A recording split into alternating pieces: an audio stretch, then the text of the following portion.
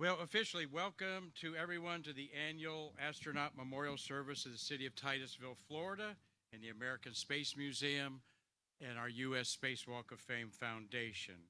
My name is Mark Marquette. I'm the director of the American Space Museum and chairman of the Titusville Flag and Memorial Committee.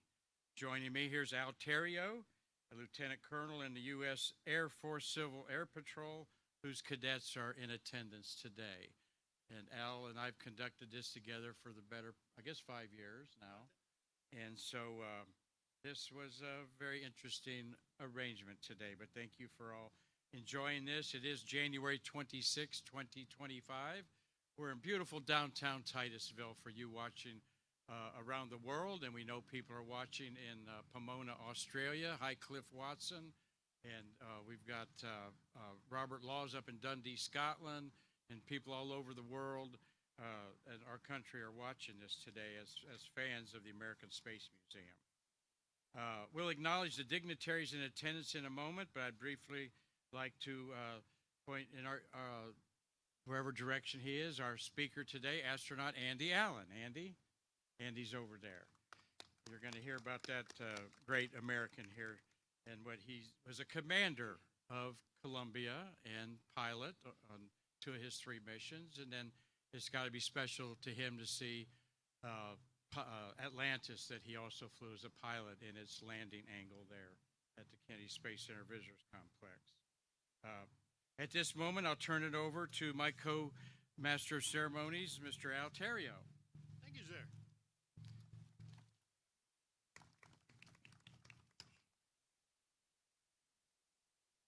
At this time, I'd like to introduce our Civil Air Patrol Lieutenant Gabriela Sadegorski, our Character Development Officer with the Tycho Composite Squadron, to do our opening prayer. Ma'am.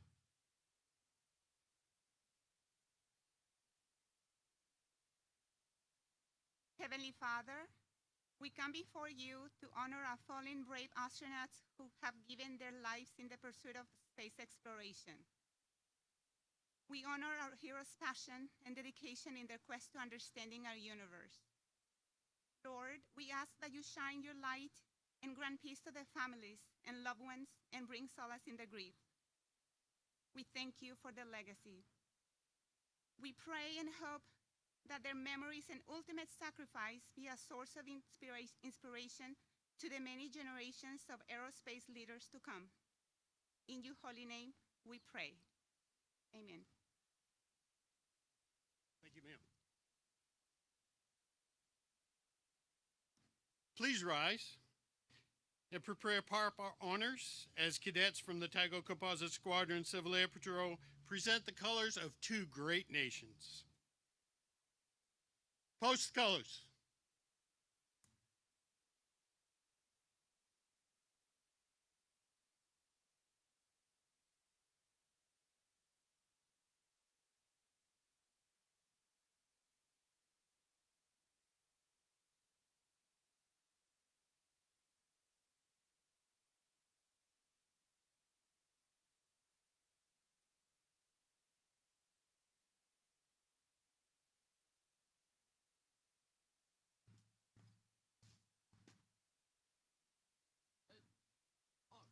Please remain standing while we invite Ms. Jo Bremer to sing our national anthem.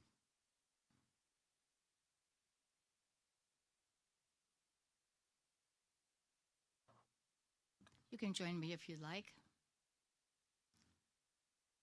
Oh, say, can you see by the dawn's early light what so proudly we hailed at the twilight's last gleaming, whose broad stripes and bright stars through the perilous fight o'er the ramparts we watched were so gallantly streaming, and the rocket's red glare, the bombs bursting in air, gave proof through the night that our flag was still there. Oh, say does that star-spangled banner yet wave o'er the land of the free and the home of the brave.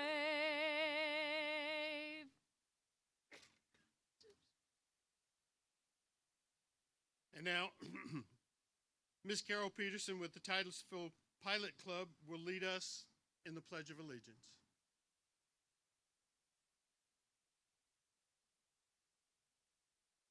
Please join me as we pledge allegiance to our country.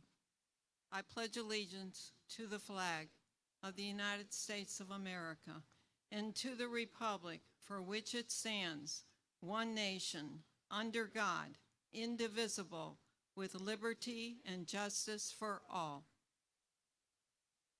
Thank you.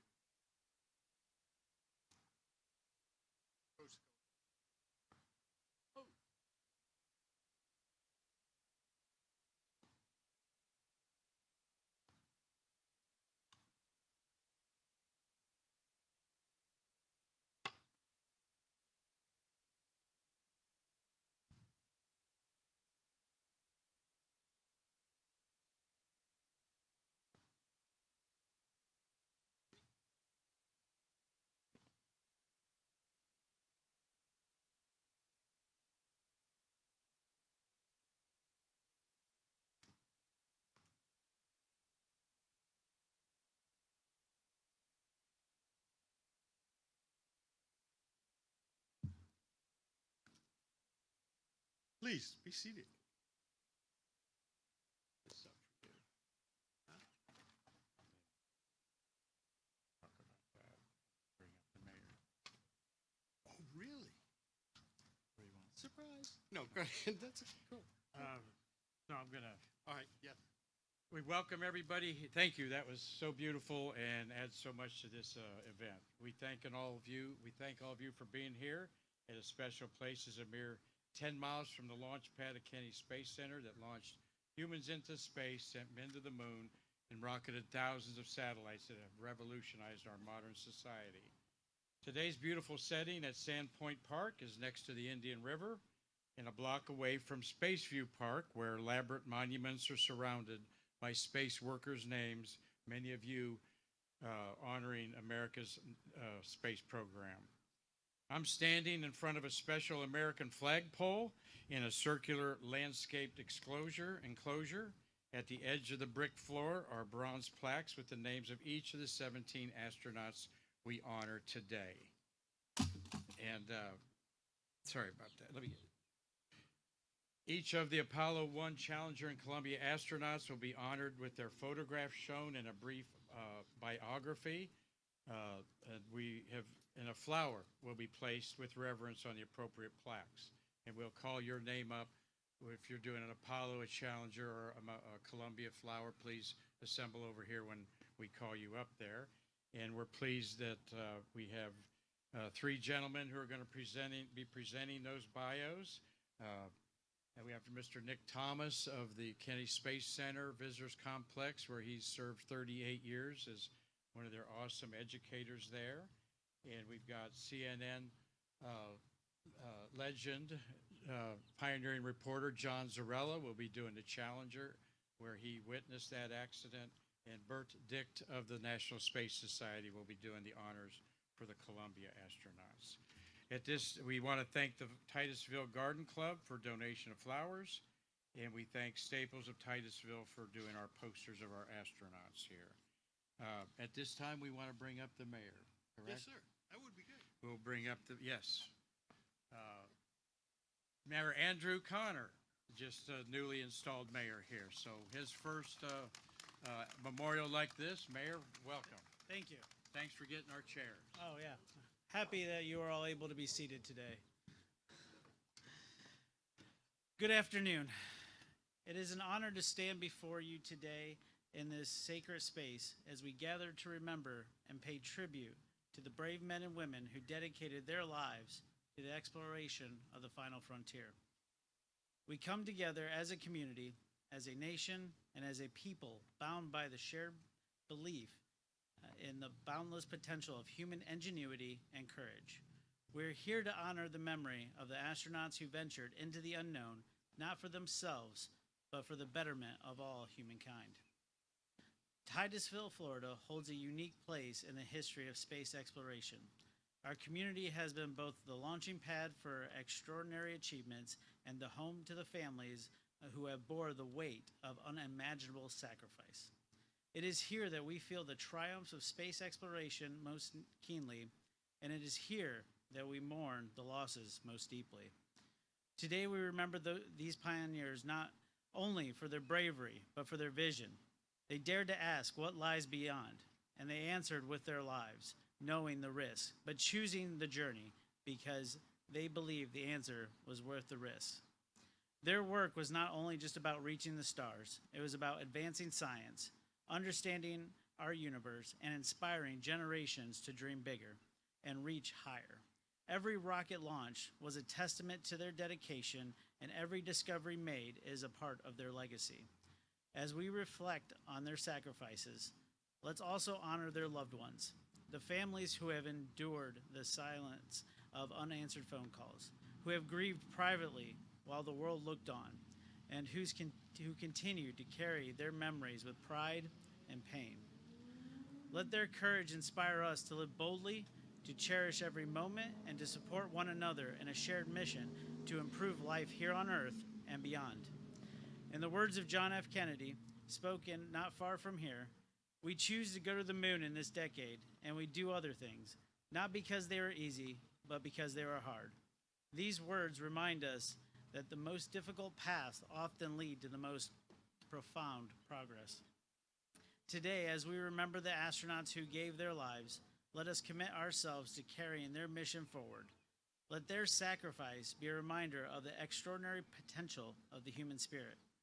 May their courage guide us and their vision inspire us and their memory endure for generations to come.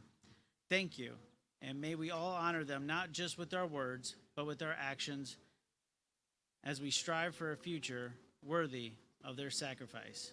May they rest in peace among the stars they so dearly loved. Thank you. Thank you, Mayor Connor.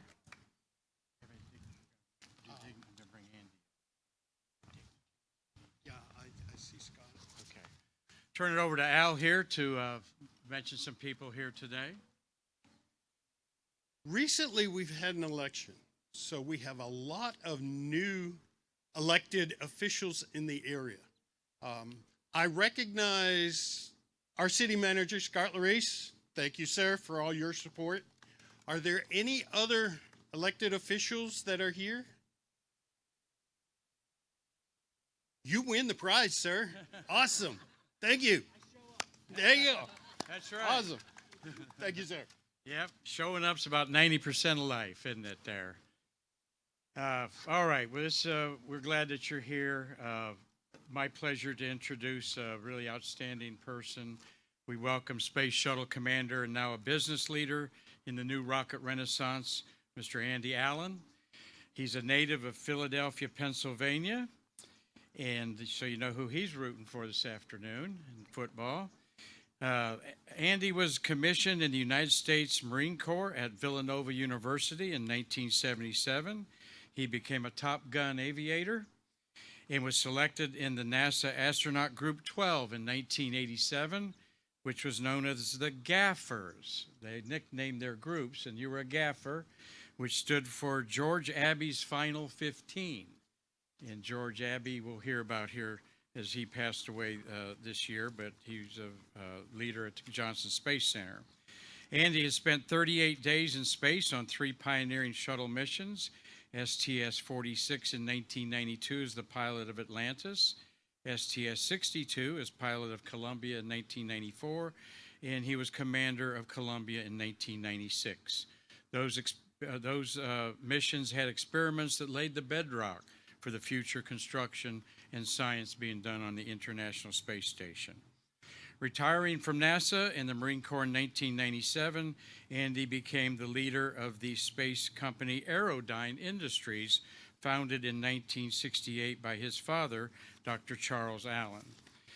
Andy is the CEO of a 800 plus employees at Aerodyne, a multifaceted engineering service and solutions company tackling the nation's toughest engineering challenges in the aerospace, defense, and government sectors.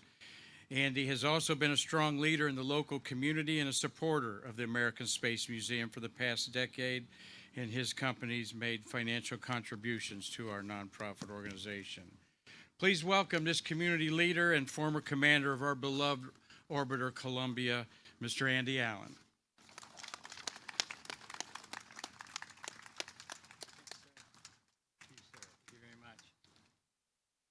Well, thank you very much. Thank you all for coming out here today on this kind of a cool but Florida. It feels like Florida day. I've been doing a little bit of traveling here recently and been to some what I think are some pretty cold places like Philadelphia and Baltimore and Washington and Pensacola. So it's nice to be here. Whoever thought Pensacola would have snow? You know, this is this special occasion to honor some pretty special people, and a little bit about my past, some more on how I got into all of this with these other folks was flying in the Marine Corps. You know, when things like Challenger and Columbia and Apollo 1 happened, they're kind of events that feel like the day the Earth stood still, because they're days that everybody feels and knows what they were doing, what they were feeling, and it kind of like brings everything to a halt for a little while. And it kind of is a national feeling, or was during those events. But it also can bring us together and bring the nation together on doing bigger, better, and more grandiose kinds of things. And I was flying in an F-18, practicing dropping bombs in Yuma, Arizona, when I heard about Challenger. So came back and watched a lot of the reruns of Challenger and listened to the news. And then just a few months later, I was in test pilot school when NASA put out an announcement that they're looking for a few more astronauts, another astronaut class. And of course, I didn't think I'd get selected, but I thought that, well, why not? These are some pretty special people, and what an honor it would be to get into that fold, and also what an honor it would be to work with the people that make it all happen. So I put in an application, got selected. You know, a number of years later, I'm standing on the side of the runway with the NASA administrator and the families of the 107 crew. I was the program manager for ground operations for United Space Alliance at the time. So the 5,000 folks that were the touch labor of getting that vehicle ready for flight were in my domain.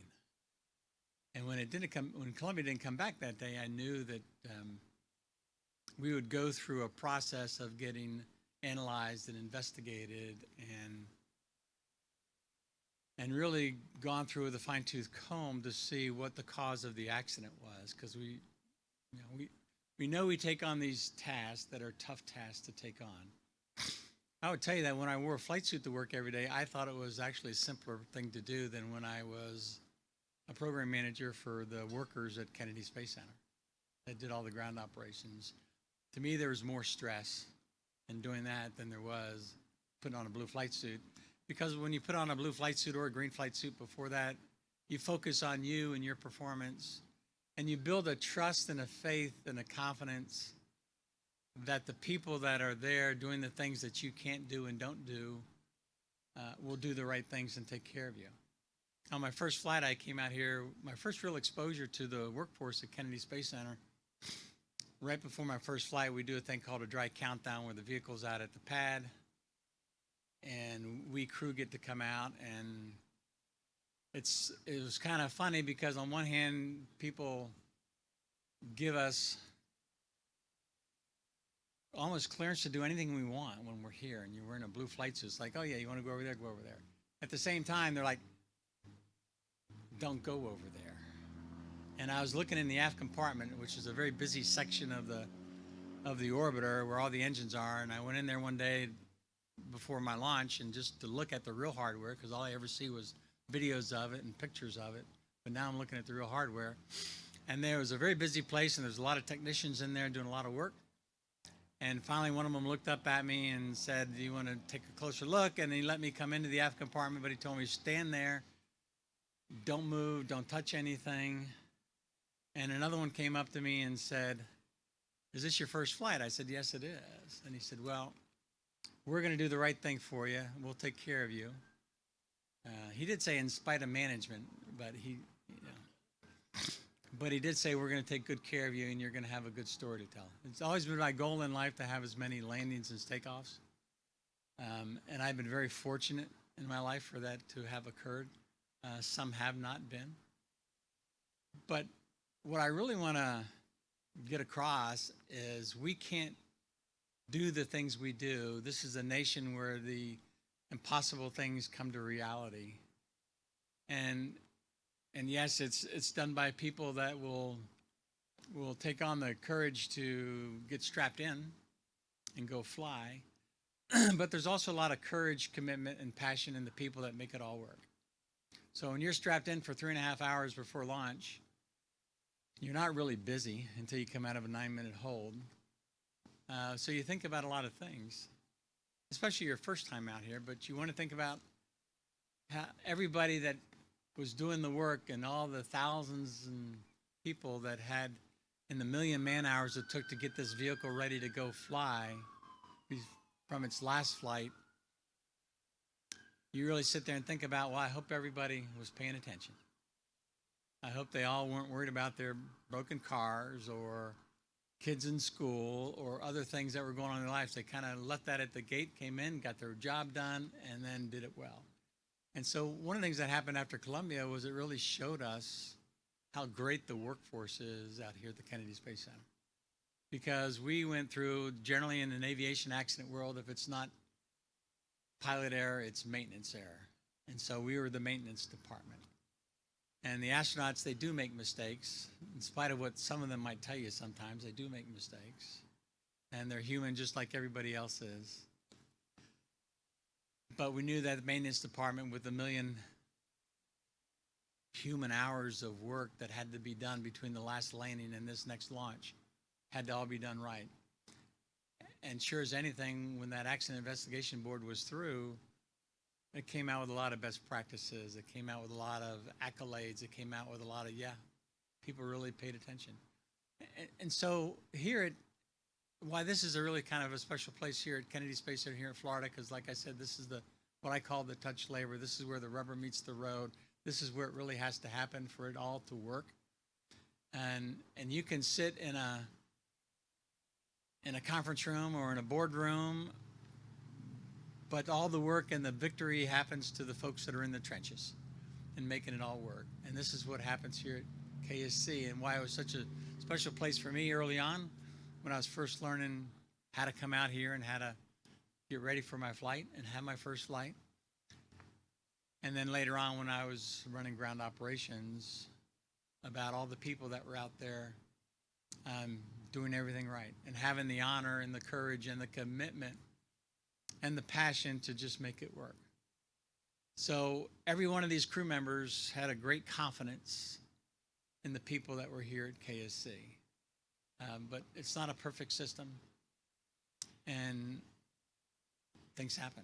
And we accept it because the end state is a much greater place than where we are today.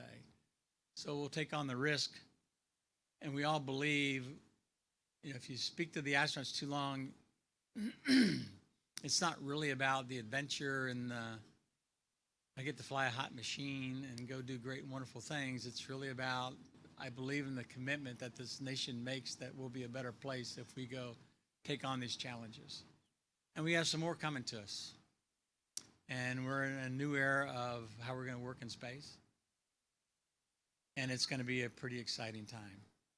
So for those that have had anything to do with the history of making the Space Shuttle program a very successful program, and NASA space program a very successful program, and having the courage to recover when something goes wrong and get to the next place and get to the end state and get through that tragedy and get to the other end. That's what the astronauts really want to see, and that's what we really count on. And this is the place that just makes it all happen for us. So it's a very special place to me, as well as to all the astronauts, as well as to the members of the astronaut corps that are here that are being memorialized. They are great folks, but the people that make it all happen are also great as well. So for those that are in the future programs, keep up the commitment, keep up the passion, and keep up your pledge to make it work right. You know, we may have more accidents in the future, but we will all be a better place. And this nation is the nation, like I said, that just makes things happen. Everybody else copies off of us. We're not copying off anybody else. We're leading. And with that, I just want to say thank you again for taking the time to come out here. For those that are of the younger group where you haven't started worrying about your gray hairs yet, I'm glad you're here as well, because that next generation of space workers is really, really important. And if you could fill the shoes of some of the space workers that have preceded you, you'll do very, very well. And there'll be a lot more astronauts very, very proud of this level of work. So again, Mark, thank you for the invitation to come out here and speak. Thank you all for attending, and thanks for a beautiful day. Thank you all very much. We're going to do a wreath. We'll have the mayor come up here. Bill's going to sing. We do the wreath.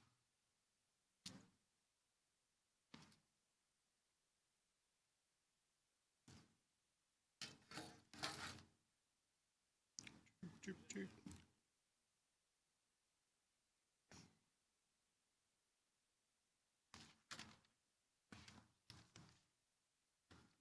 Yep.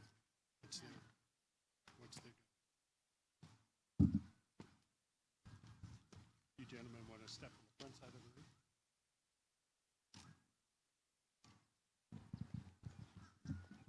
Follow him back.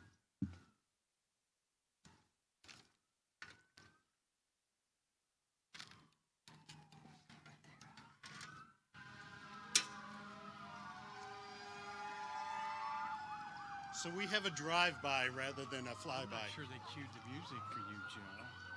That What? might be something we didn't do is have the Yes, music. he's got the music. Okay. Oh, he's got the Yeah, music. but usually He's got- after they're done. Drive by. You ready? Sure. Thank you, gentlemen.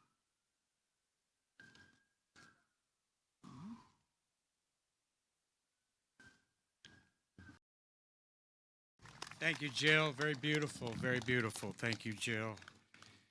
At this time, I'm going to have space worker Terry White come up here for a special message. Terry, orbital processing chief, we call him the garage mechanic of the shuttles when he comes on Stay Curious. So Thanks, Mark. You're Appreciate welcome. it. I'm glad everybody came out today. Today we are here to pay tribute to those dedicated astronauts who made the greatest sacrifice while doing their jobs as astronauts.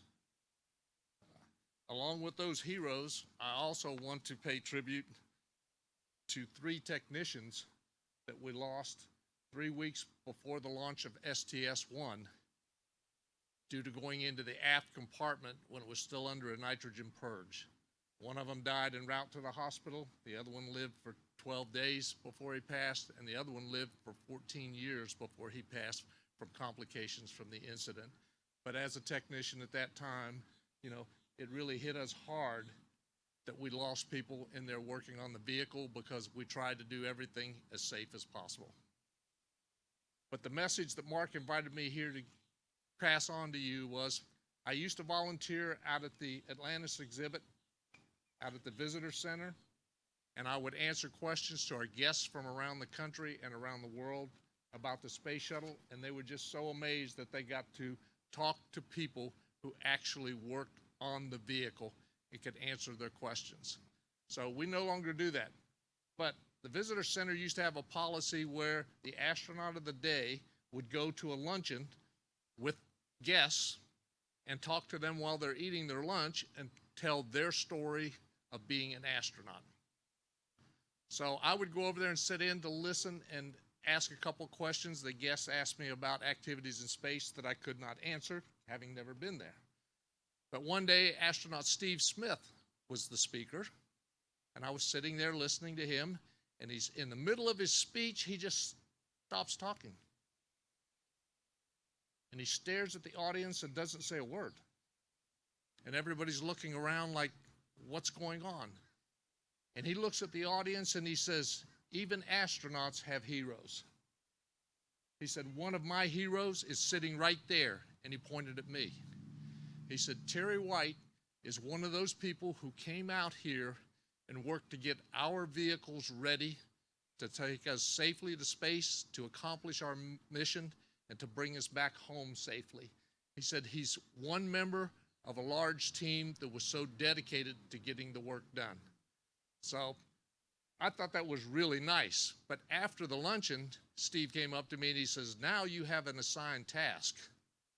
He said, anywhere that you're at a group where there are former shuttle employees there, he said you have to tell them that message, that the astronauts consider them heroes. And I see faces out here in the audience that I worked with. So if you haven't heard it before, thank you, heroes. Thank you, Terry. Steve Smith on 114 took the gap filler out on a EAV, and he handed that to you on the runway after. Steve Robinson did that. All right. I knew I couldn't get through this without making a major mistake. So, thank you all for being here. What we're all about is honoring in your own way the legacy of these astronauts who are observed on NASA's Remembrance Day, the last Thursday of the month, but also there are fallen heroes every year. And Al's going to hold up some pictures of 7 individuals that we want to recognize who passed away in 2024. The first is, make sure they see it both directions there, buddy, there. Tom Stafford. We want to briefly mention each one. Tom Stafford was born in Weatherford, Oklahoma, and became a Gemini and Apollo astronaut whose 4 total missions truly paved the way for the first moon landing in 1969. He then commanded the first cooperative space mission with our adversaries, the Soviet Union, on Apollo-Soyuz test project in 1975. The general, as he was known by everyone in the space circles, died at age 93, still active in the American space program as a member of the International Space Station Safety Review Board that he was a head of. In Tom Stafford's amazing post-astronaut career, he was behind the scenes of many of our military aviation secrets as commander of Edwards Air Force Base, and he was a big force in our stealth technology. The general was a resident at Satellite Beach and a fixture on the Florida Space Coast scene. His support of the American Space Museum was instrumental in building the Gemini and Apollo monuments over just a few blocks from us. General Stafford gone at age 93. Then next we have Joe Engle, born in Abilene, Kansas, and was an important test pilot for the X-15 and Space Shuttle programs. In fact, for a long time, Joe was the only person to fly in 2 reusable space planes. And he died in July of 2024 at age 91. Now, he was the commander of 2 space shuttle missions, STS-2 in 1981 and the program's second orbital flight, which was really made it a reusable spaceship. He also flew 2 flights of the shuttle program's 1977 approach and landing tests. Many of us know that Engle was originally scheduled to walk on the moon with Gene Cernan on Apollo 17, and he was bumped for geologist Harrison Schmitt.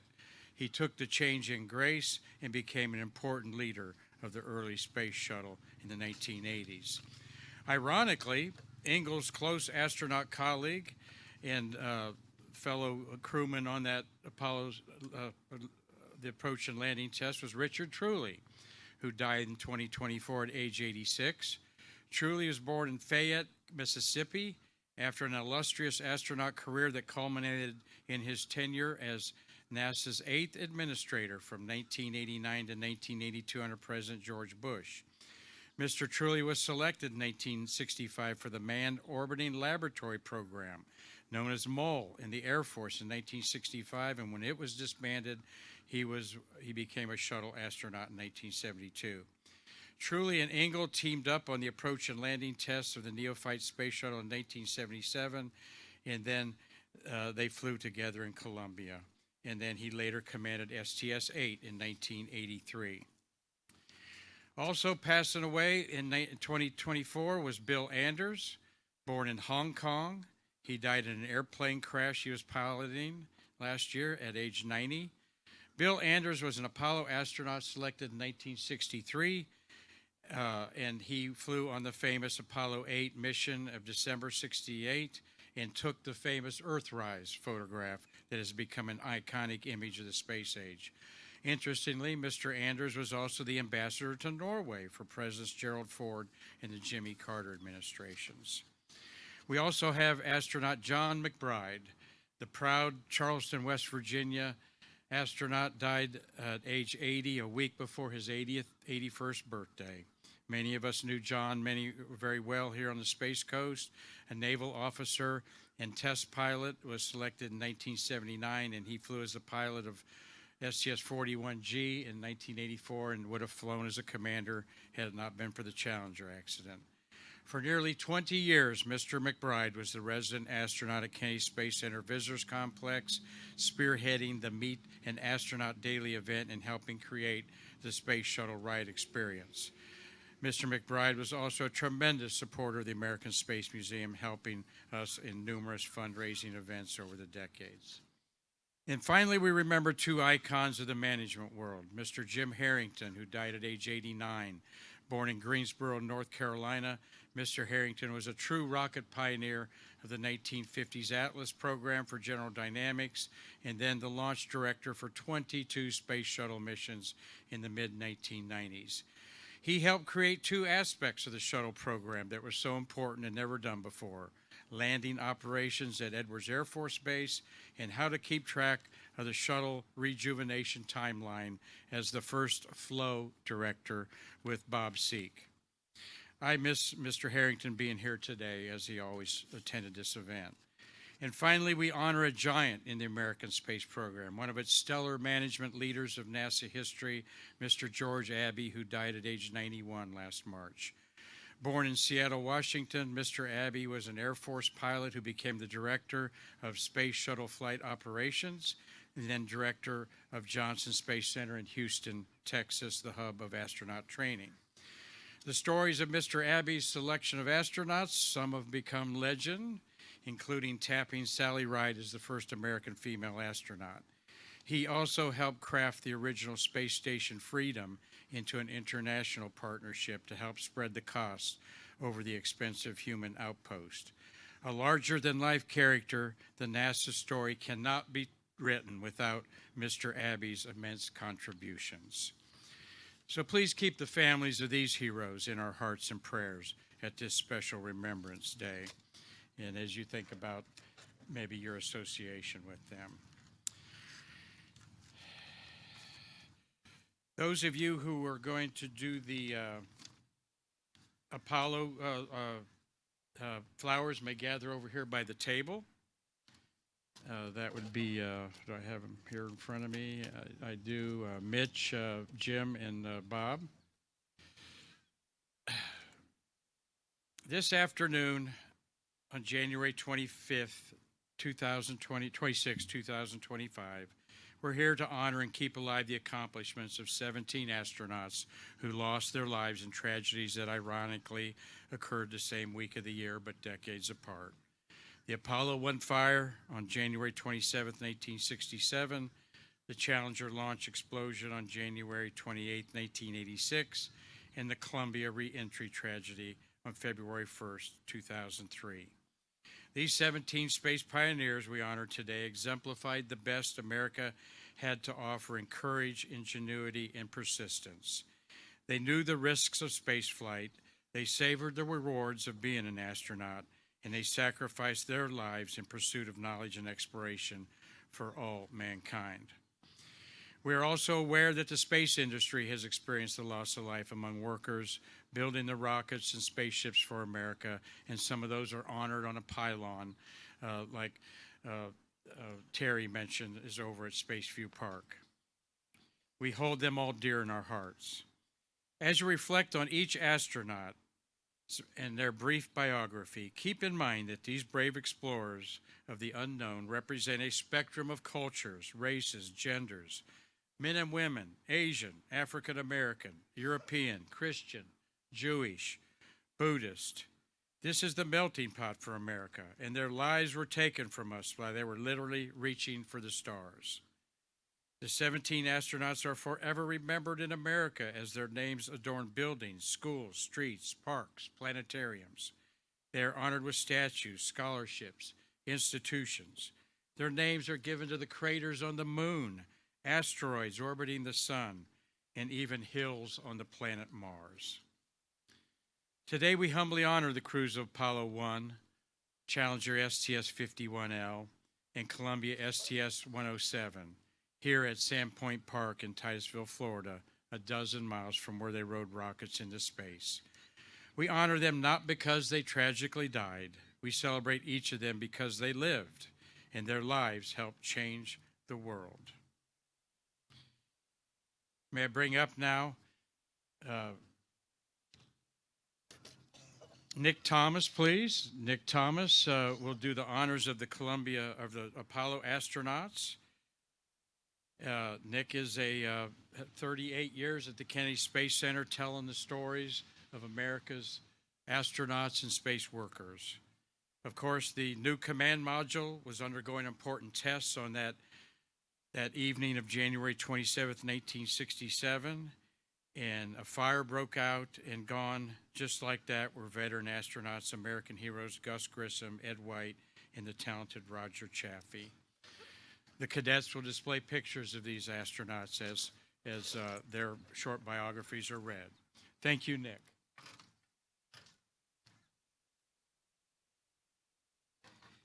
Thank you very much, Mark, and thank you all for being here today. Honoring Roger Chaffee is Mitch Rothman.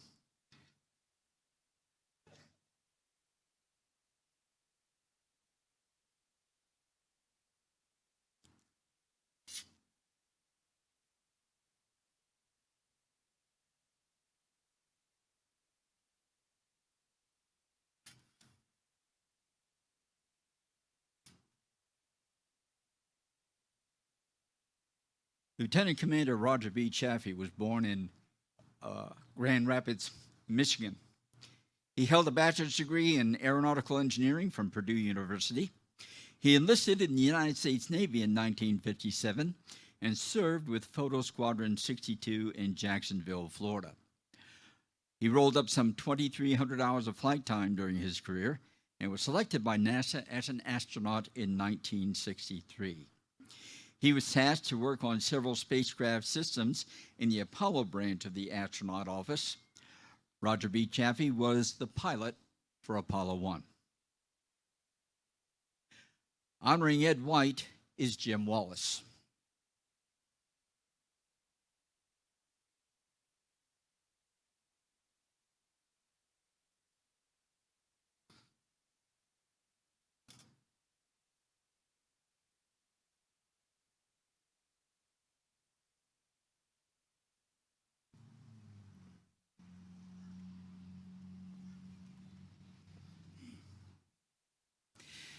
Edward H. White II was born in San Antonio, Texas. He held engineering degrees from the United States Military Academy at West Point and from the University of Michigan. He undertook his flight training in Florida and Texas and flew in a fighter squadron in Germany for 3.5 years. He attended test pilot school at Edwards Air Force Base in California in 1959 and was assigned as a test pilot to Wright-Patterson Air Force Base. He logged some 3,000 hours of flight time during his career, and he was selected by NASA as an astronaut in 1962. He was a pilot of Gemini 4 in June 1965, and he conducted the first American spacewalk. Ed White was the senior pilot for Apollo 1. Honoring Gus Grissom is Bob Seek.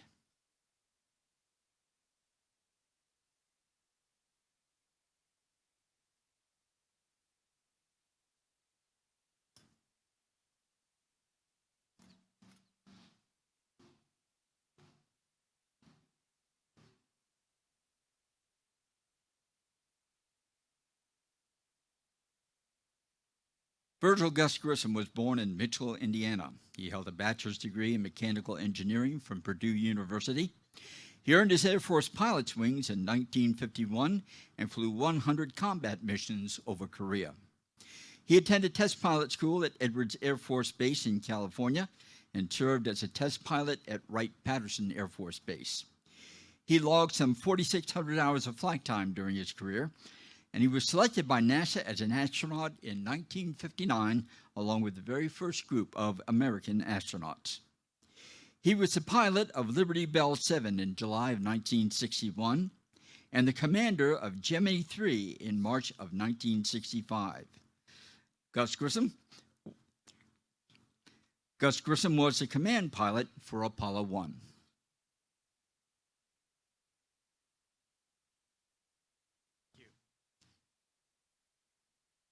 Thank you very much, Nick. Now the presenters for the Challenger carnations, if you'd go over by the table there. We got Gary, Marty, Dean, Sue, Candace, Carrie, and Jane with our students from Astronaut High. The 25th launch of the Space Transportation System had the flight number 51L, an accounting procedure number.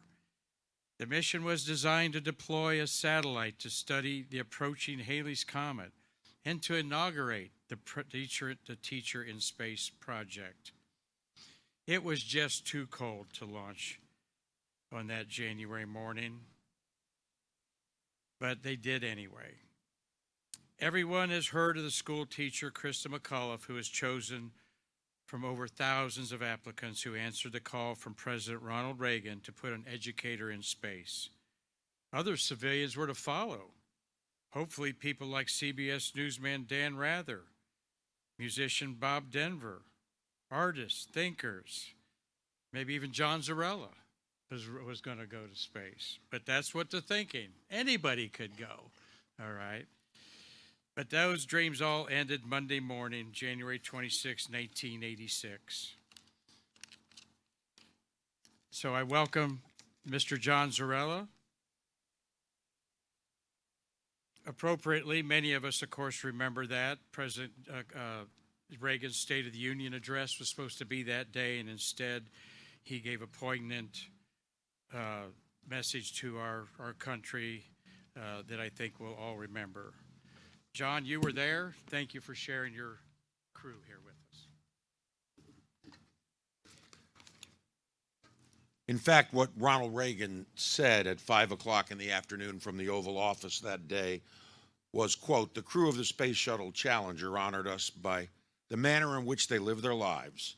We will never forget them, nor the last time we saw them that morning, as they prepared for their journey and waved goodbye and slipped the surly bonds of earth to touch the face of God.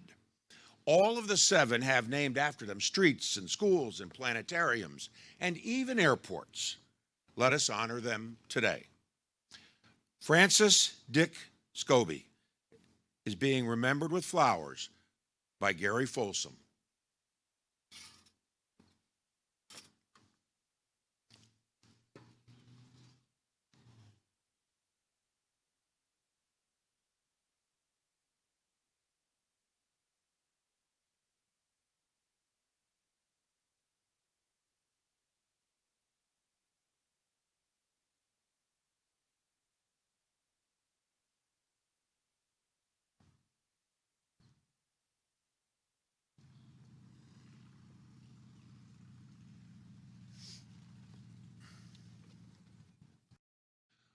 Born in Akron, Ohio, Judy was the first Jewish American in space and the first Jewish woman of any nationality to travel in space.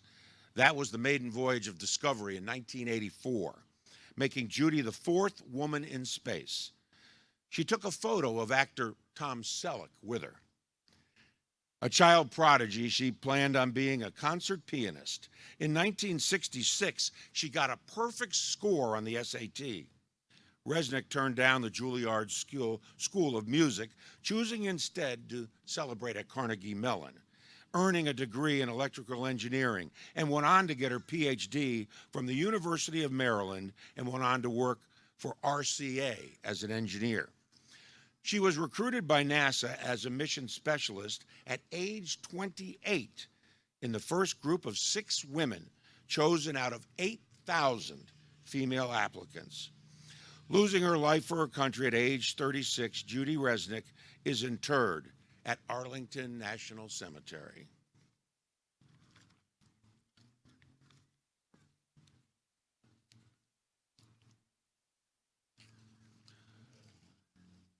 Gregory B. Jarvis is being remembered today with a flower placed by Carrie Fuller.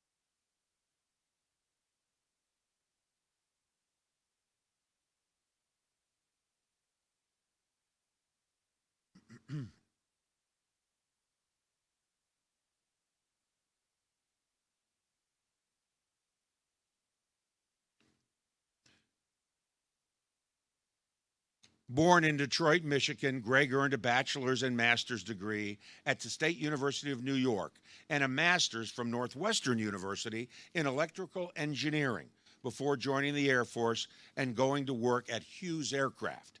He worked on a number of satellite design projects and was selected in 1984 to be an astronaut for Hughes satellites in an agreement with NASA. Greg would have flown earlier in his career, but was bumped from 2 flights by Utah Senator Jake Garn and then U.S. Representative Bill Nelson. Greg Jarvis died at age 41, was cremated, and his ashes scattered in the Pacific Ocean.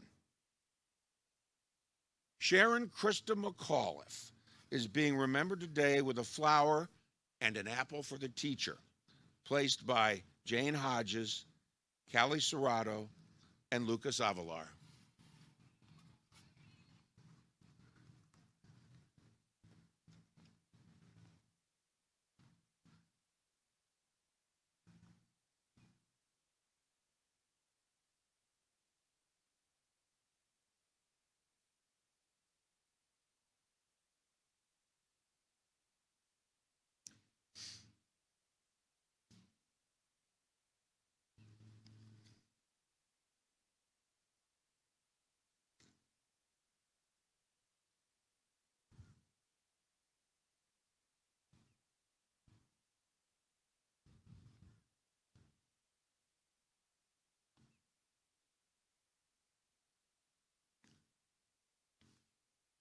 Born in Boston and a social studies teacher at Concord High in New Hampshire, she became a hero to students and teachers when she was selected to become NASA's first teacher in space, a role she felt she'd been born to play. She once told a high school friend, "Do you realize that people will be going to the moon? Maybe even taking a bus there. I want to do that." In 1984, President Reagan announced the Teacher in Space program. Krista beat out 11,000 applicants. NASA hoped that sending a teacher in space would, among other things, increase public interest in the Space Shuttle program. Krista was planning to conduct 2 15-minute classes from space. The lessons were to be broadcast to millions of school children via closed-circuit television. Krista McAuliffe died at age 37 and was buried at Blossom Hill Cemetery in her hometown of Concord. God bless the Challenger 7.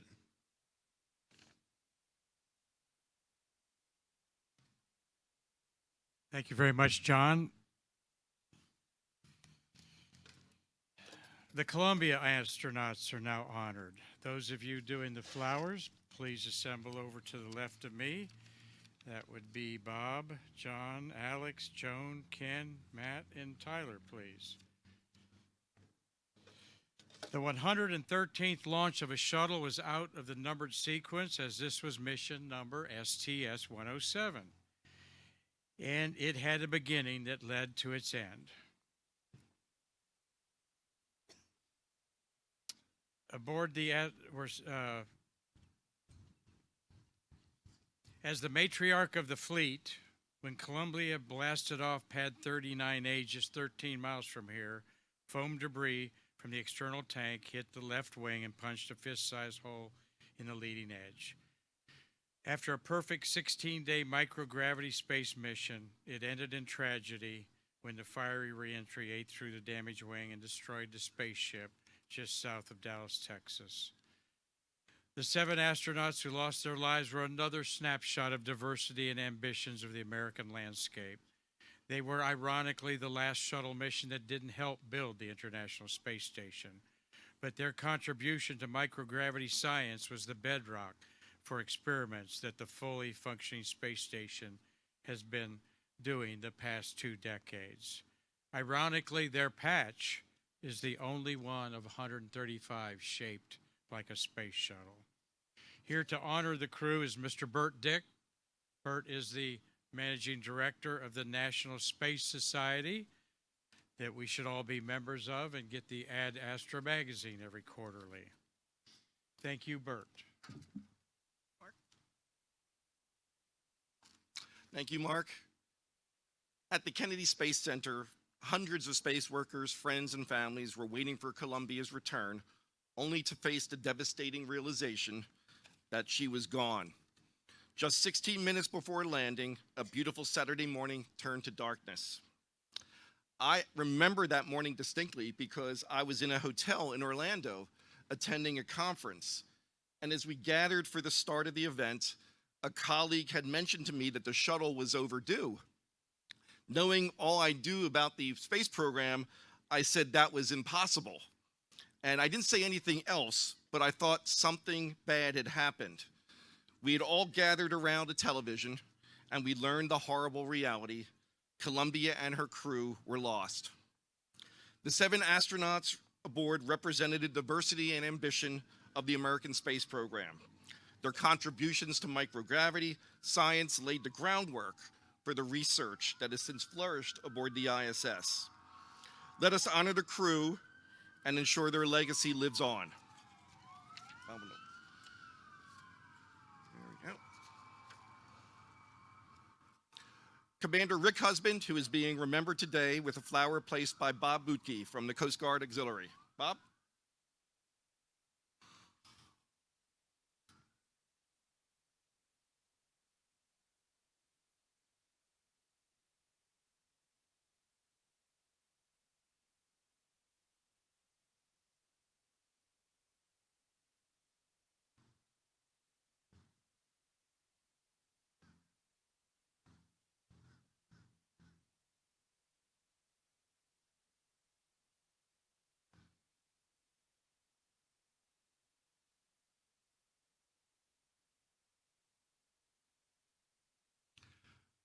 Rick Husband served as the commander of STS-107, following his role as a pilot of STS-96, which took Discovery to the International Space Station for a 10-day mission in June 1999. He was born in Amarillo, Texas, and he earned a degree in mechanical engineering from Texas Tech University before embarking on a distinguished career in the United States Air Force.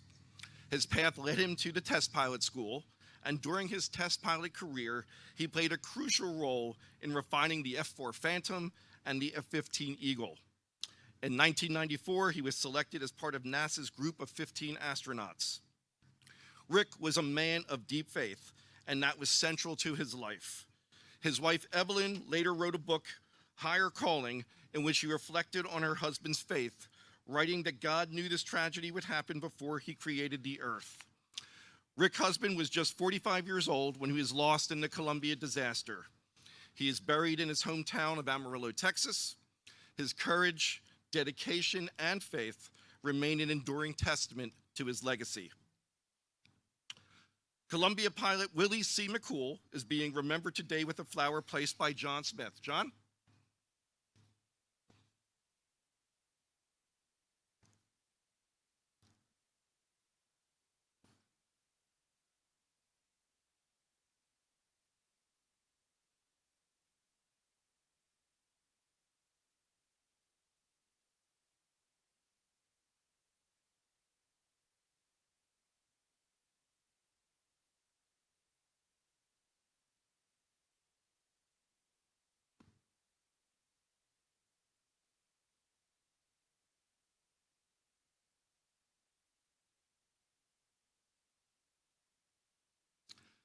Willie C. McCool served as a pilot for STS-107, and he had probably the best name ever for an astronaut.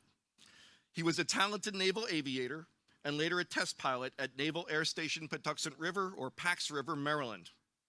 During his career, he flew more than 24 different types of aircraft and logged over 400 carrier aircraft landings, demonstrating exceptional skill and precision.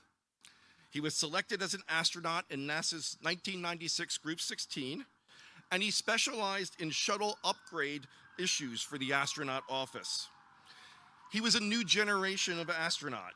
He was known for his enthusiasm, intellect, and love of music. He was a devoted fan of Radiohead, and he got a kick out of it when the mission control played Fake Plastic Trees as his wake-up call for his spaceflight. Following the tragic loss of Columbia, he was 41 when he was laid to rest in Anacortes, Washington, where he had a home. His legacy lives on as a testament to dedication, exploration, and the pursuit of knowledge. Michael Anderson is being honored today with a flower placed by Alex Honeycutt.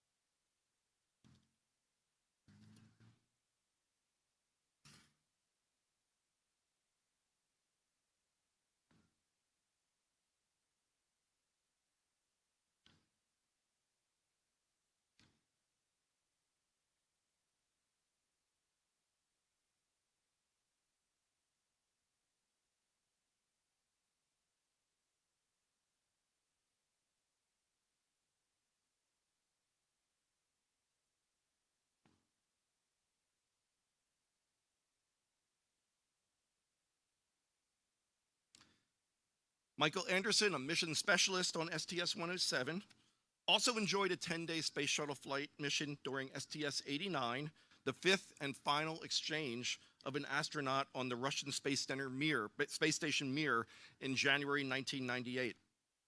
He was born in Plattsburgh, New York, and he grew up in Cheney, Washington. He earned where his passion for science and aviation took him from the University of Washington before continuing his education with a master's degree from Creighton University while serving in the U.S. Air Force. Rising to the rank of lieutenant colonel, he excelled as an instructor pilot and tactical officer. Selected as a NASA astronaut in 1994, Group 15, Anderson made his first spaceflight aboard STS-89 Endeavour in 1998.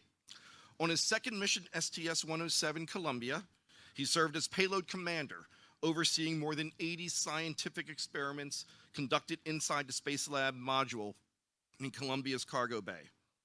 Beyond his technical expertise, Anderson was known for his deep faith and musical talent. A tenor in his Houston church choir, he reportedly told a pastor before Columbia's ill-fated return, "If this thing doesn't come out right, don't worry about me, I'm just going on higher." Following the Columbia tragedy, Michael Anderson was laid to rest at Arlington National Cemetery at the age of 43.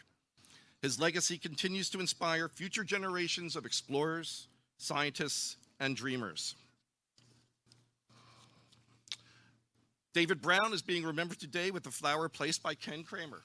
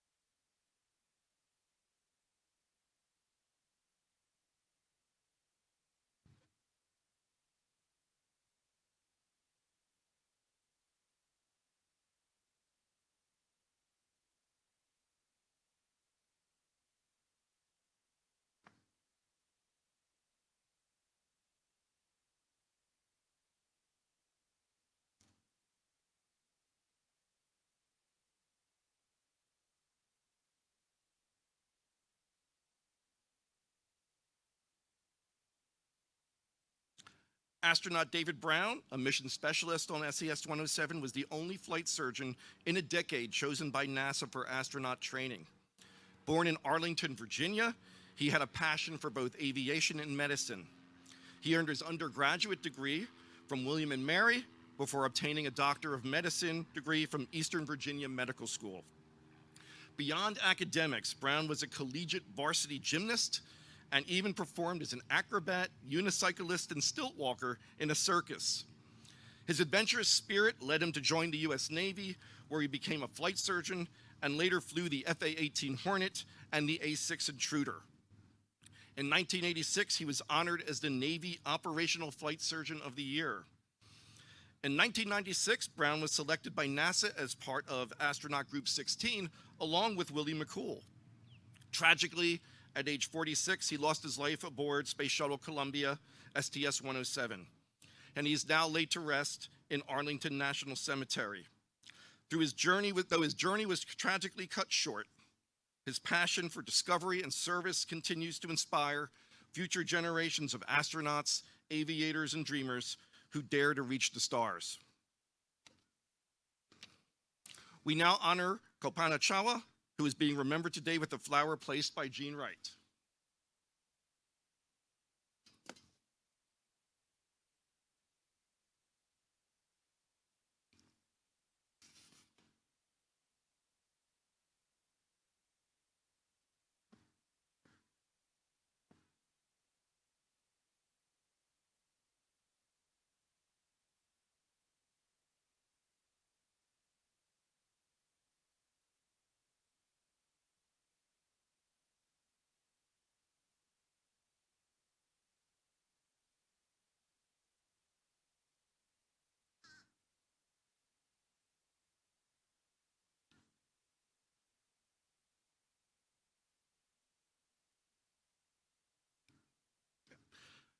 Kalpana Chawla is a mission specialist on SES-107.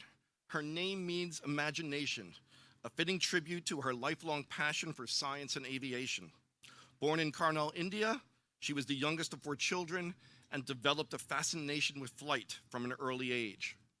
She pursued her dreams through education, earning a bachelor's degree from Punjab Engineering College and a master's from the University of Texas at Arlington, and a doctorate from the University of Colorado, each in aeronautical and aerospace engineering. Okay. Alongside her academic achievements, Chawla became a commercial pilot, a certified flight instructor who had a special love for tail dragger aircraft and aerobatic flying. In 1997, Chawla became the first Indian woman in space as a mission specialist on STS-87. An inspiration to women worldwide, she tragically lost her life at age 41 aboard the Space Shuttle Columbia. In accordance with her wishes, her remains were cremated and scattered at Zion National Park in Utah. Kalpana Chawla's journey from a small town in India to the vast expanse of space is a testament to the power of perseverance and dreams without borders. She broke barriers, inspired countless individuals, especially young women, to pursue careers in science and aerospace, and left behind a legacy of exploration and courage. Laurel Clark is being remembered today with a flower placed by Matt Demon.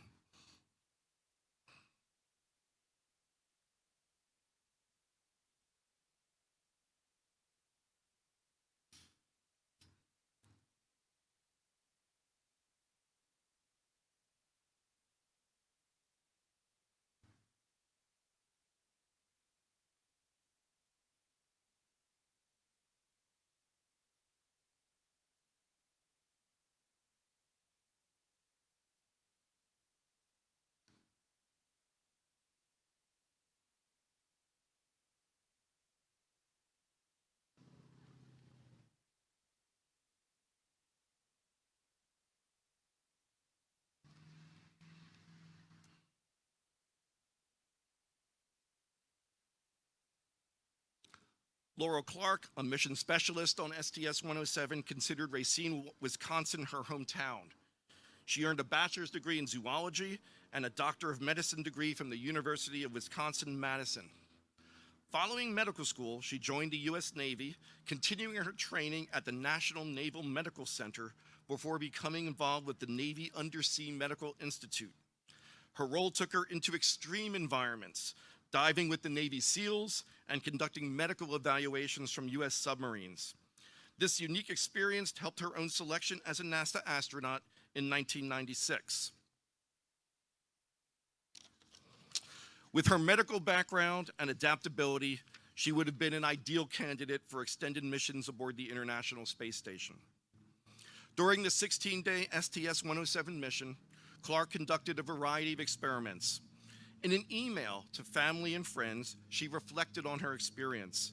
"I am busy in the lab, but whenever I do get a chance to look out, it is glorious."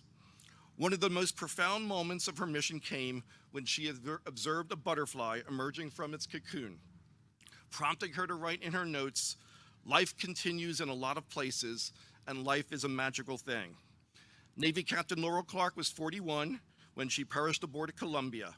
She is interred at the Arlington National Cemetery, leaving behind a legacy of exploration, service, and inspiration. And now we recognize Israel's first astronaut, Ilan Raman, who is being remembered today with a flower placed by, I'm sorry, I couldn't read the name there. TJ Wright, yep, sorry about that.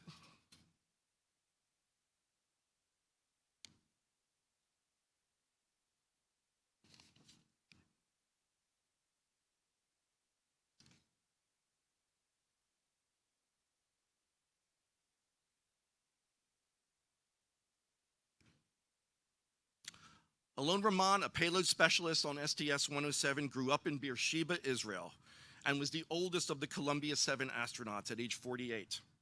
A colonel in the Israeli Air Force, he amassed 4,000 flight hours, including over 1,000 in F-16s, and he played a key role in strategic airstrikes against hostile nations. Widely regarded in Israel as a war hero, his selection as an astronaut was a source of national pride. As he prepared for his mission, Ramon sought to honor his heritage and family history. He carried symbolic items to space, including a miniature Torah, a tribute to his mother and grandmother, both Holocaust survivors. Facing the challenge of observing Shabbat, or the Sabbath in orbit, where a day-night cycle lasts just 90 minutes, which means a week lasts a mere 10.5 hours from start to finish, would Alon need to keep Shabbat every half day? He consulted a rabbi in Satellite Beach, Florida, and after deliberations with leading rabbinic authorities, it was determined that he would follow the Shabbat schedule of his launch site, Cape Canaveral. After the tragic launch of Columbia, many of the items Ramon carried were never recovered from the debris field in Texas and Louisiana. However, remarkably, 37 pages from his space journal survived the extreme heat of re-entry, freezing temperatures of the upper atmosphere, and exposure to microorganisms on the ground. Though damaged, the pages were carefully restored and returned to his wife for museum display. One of his final journal entries reflected his profound experience. "Today was the first day that I felt I am truly living in space. I have become a man who lives and works in space." Alon Ramon, Israel's first astronaut and national hero, is buried in Nahalo, leaving behind a legacy of courage, faith, and inspiration. The 7 astronauts of Columbia, STS-107, Rick Husband, William McCool, Michael Anderson, Alain Ramon, Kalpana Chawla, David Brown, and Laurel Clark, embodied the very essence of exploration, courage, and human ambition. They came from different backgrounds, different nations, different walks of life, different cultures, yet they were united by a common purpose: to advance our understanding of the universe and push the boundaries of knowledge. As we remember them, we must also honor their spirit by continuing to explore, to push forward, and to reach for the stars. Their sacrifice was not in vain. It serves as a reminder that great achievements come with great challenges, and that humanity's quest for knowledge will always be worth the risk. May we never forget the Columbia crew, and may their journey inspire future generations to dream, explore, and persevere in the pursuit of discovery. Thank you.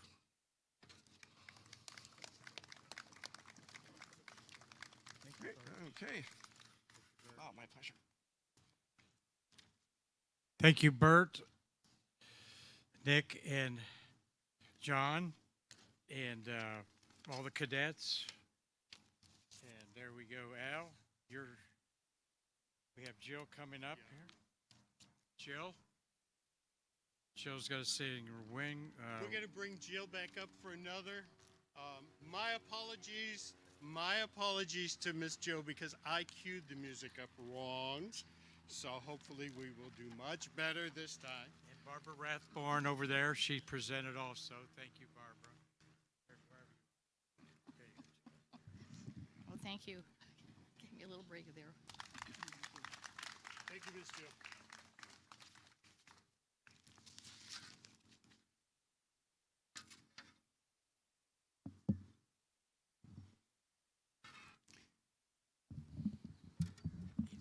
Well, I was keeping it down because he's short.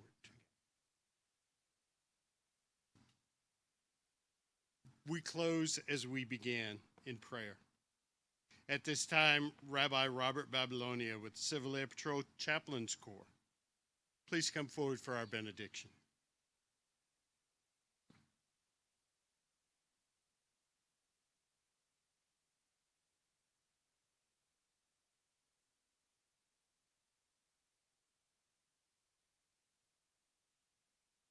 Let us pray.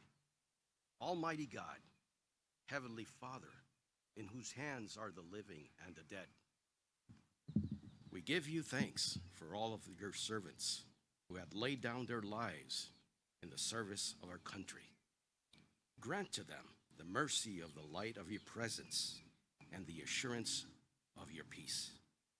We also ask you to bless this beautiful nation of the United States of America and Israel. Amen.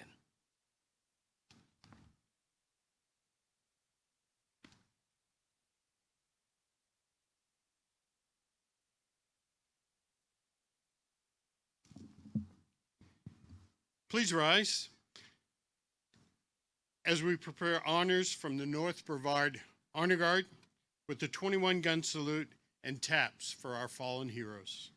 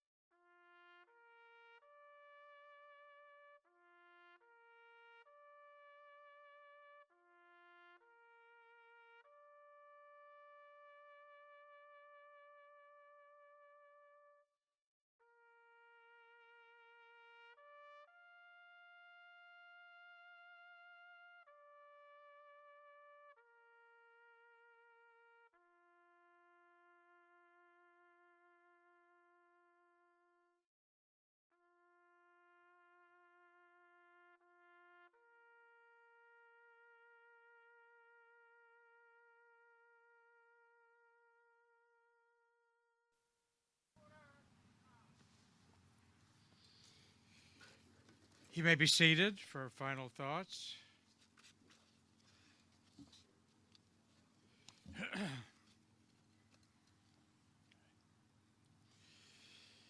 Thank you for attending this memorial today.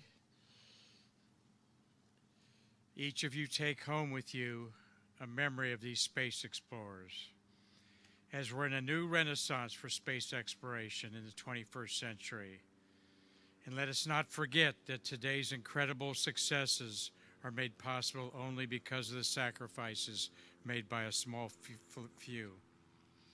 We would like to thank the flower presenters and dignitaries today, and we ask you to please hang around with astronaut Andy Allen for a photo opportunity for our media friends.